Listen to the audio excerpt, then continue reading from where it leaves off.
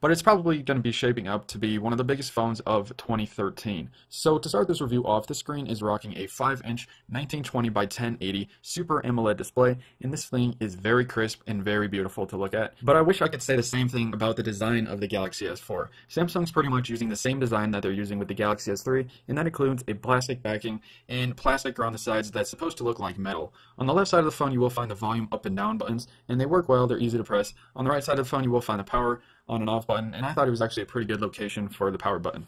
On the bottom of this phone, you do have a dedicated home button that will easily take you back to any home page of your Galaxy S4. And on the left side, you have a dedicated touch-sensitive settings button that you can access the settings panel at any time. And on the right, you have a dedicated touch-sensitive back button. On the front of this phone, you have a 2-megapixel camera that is capable of recording in 1080p. And on the top of this phone, you will find a headphone jack alongside an IR blaster to use this phone with your TV. On the bottom of the device, you will find a micro USB to charge and sync your phone. On the back of the GS4, you will find a 13-megapixel camera alongside an LED flash. And you also have the speaker down here that can get muffled very easily if your finger covers it up. Removing the plastic backing on this phone gives you access to the insides of the phone, and here you find the 2600 milliamp battery, and alongside that is a micro SIM slot, so this does use a micro SIM, and you have an expandable SD card slot up to 64 gigabytes in size. Samsung is shipping this Galaxy S4 with a lot of new features, but before we look at those, let's take a quick look at the software. So Samsung does have the newest version of Android, which is 4.2 Jelly Bean, and it's really smooth. You get all the most up-to-date features of Android as an operating system, but on top of that, Samsung has their TouchWiz interface.